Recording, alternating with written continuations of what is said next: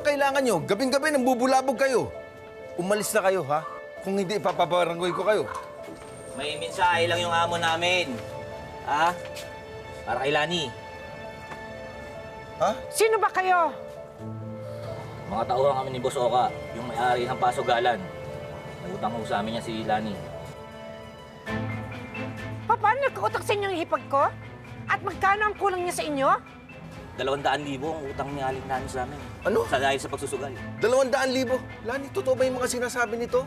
Tsaka kailan ka pa nanunod sa sugal? Boss, pakisabi na lang kay Oka na hindi ko naman intensyon na tumakbo o hindi magbayad. Kailangan ko lang ng mas mahaba-haba pang panahon. Pakisabi na lang. 3 araw lang binibigay na palugit sa'yo, ha? Pag hindi ka nagbayad, magkakasakitan tayo dito. Wala. Lani? Ayan na to. Diyos ko, Lani! Ano tong pinasok mo? Anong gagawin natin?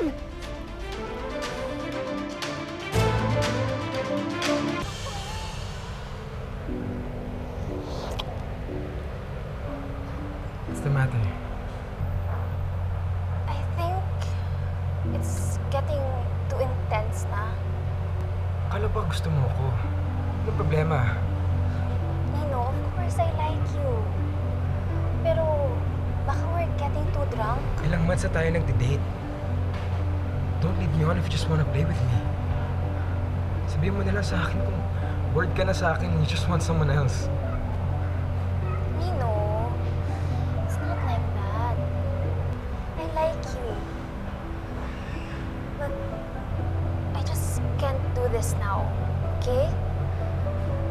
If ever man nagagawin natin to in the future, I wanted it to be somewhere special. Hindi yung sa lugar na madilim. Tapos tipsy ka pa. Definitely not while my parents are out there. Baka mahuli tayo. Akala ko pa naman gusto mo makabawi sa pagsisinungaling mo sa akin kanina. Riggs, ikaw din nagsabi. Hindi mo alam kung kailan tayo magkikita ulit. Kasi nga pinagbawalan ka na ng parents mo to party. Nino, Riggs, don't you wanna end this night by doing something memorable? Hindi mo naman kailangan matakot na baka mahuli ka. This place is well hidden. Walang makakakita sa atin.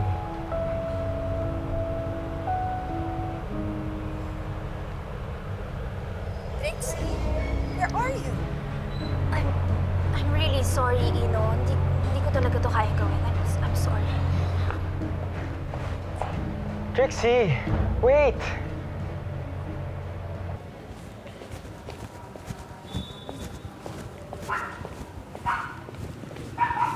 Kurt, thank you sa paghatid Ako nga yung dapat mag-thank you sa'yo eh. Kasi ginawa mo akong +1 dun sa party. Alam mo na, instant vlog entry.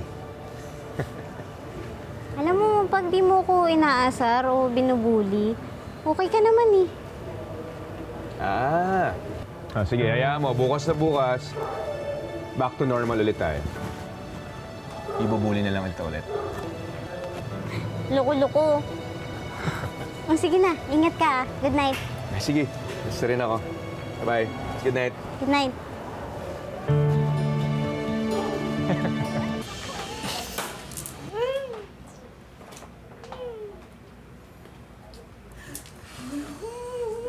Ano pa meron? Bakit gising pa kayo?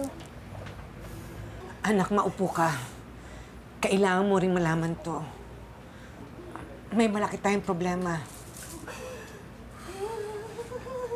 Chang, bakit po ba kayo umiiyak? Ano po ba talaga nangyari?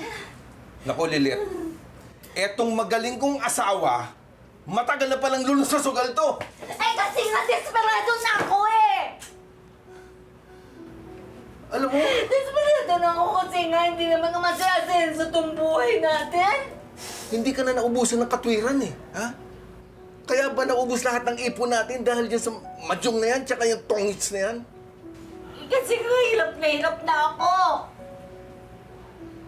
Hirap na ako. Pagod na ako sa buhay na to. Yan ang isip ko. Baka naman naman sakali yung discarding ginawa ko para lumago man lang yung pera na meron tayo. Lumago? Ha? Lumago? O lalong mabaon tayo sa utang? Teka nga po, kalma lang po. Chang, saan po ba kayo nabaon? Hinahabol na siya ng mga nagpapa 5-6 bestie. At pinagbabantaan na siya. Hindi na alam kung anong gagawin natin. Hindi ko alam kung saan tayo kukuha ng pera para mabayaran yung utang ni nanay. Kahit ibenta natin yung mga photocopy machine o kahit ano pang gamit dito sa bahay na to, hindi natin mabubuo yung 200,000. 200,000? Malaking problema nga yan. At saka, notorious yung mga nagpapa 5-6 na hindi talaga nila pinapalampas yung mga nagkakautang sa kanila eh. Hindi ko naman nakalain na hantong to sa ganito eh. Siyempre, ayoko naman masaktan kahit isa sa mahal ko sa buhay. Mong Sudi, nagsisisi na ako sa kapalpakan ko eh. Lani, huwag ka nang umiyak. Gagawa tayo ng paraan. Malalagpasan din natin ang problemang ito, ha?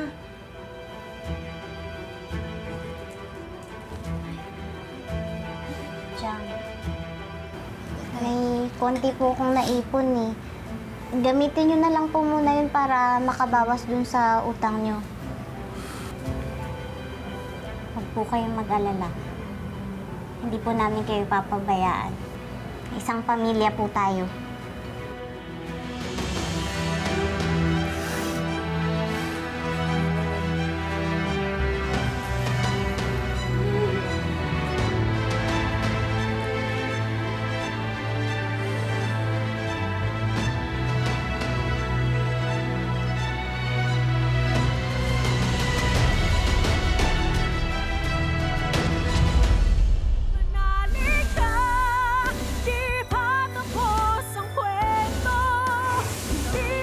Hindi pa naman tapos yung palugit namin ah. Winuwarningan ko lang kayo para magbayad ng utang.